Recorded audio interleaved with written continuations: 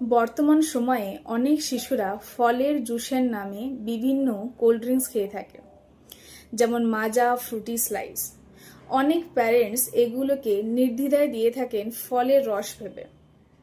Hello everyone, আমি doctor রেশমি, MD doctor চ্যানেলে আপনাদের সবাইকে স্বাগত। আজকের এই ভিডিওতে বলবো এই ধরনের কোল্ড ড্রিঙ্কস শিশুর জন্য কতটা ক্ষতিকর এবং কি হতে পারে এর দীর্ঘমেয়াদী প্রভাব। ইন্ডিয়ান একাডেমি অফ পেডিয়াট্রিক্স বলছে, যেসব শিশুরা এই ধরনের কোল্ড ড্রিঙ্কস পান করে থাকে তাদের মধ্যে অনেক বেশি পরিমাণে ডেন্টাল ক্যারিজ পাওয়া যায়। কারণ এই ধরনের কোল্ড ড্রিঙ্কস অনেক বেশি অ্যাসিডিক হয়, দাঁতের বাইরের প্রোটেক্টিভ লেয়ার অর্থাৎ ইনামেলকে নষ্ট করে দেয় এবং দাঁতের গোড়া লুজ করে দেওয়ার কারণে বা অর্থাৎ দুর্বল করে দেওয়ার কারণে নির্দিষ্ট বয়সের আগেই দাঁত ঝরে পড়তে শুরু করে। কোল্ড ড্রিঙ্কসের মধ্যে অনেক বেশি পরিমাণে অ্যাডেড সুগার থাকে এবং যেসব বাচ্চারা এইগুলো পান করে থাকে তারা ভবিষ্যতে ফ্যাটি লিভার, হাইপারটেনশন, ডায়াবেটিস এবং বিহেভিয়ারাল প্রবলেম বা হাইপার অ্যাক্টিভিটি ডিসঅর্ডার নিয়ে আসতে পারে।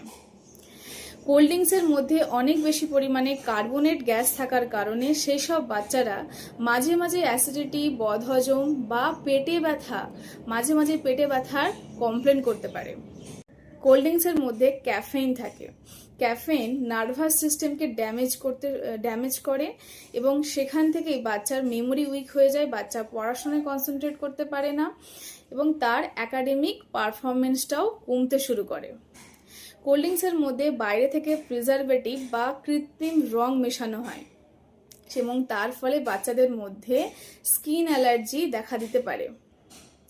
তো আজই আপনারা সতর্ক হন, এইসব খাবার থেকে বা কোল্ড ড্রিঙ্কস জাতীয় থেকে বাচ্চাকে দূরে রাখুন। এর পরিবর্তে আপনি ফল দিন বা ফলের রস বাড়িতে বানিয়ে দিন বাচ্চাকে।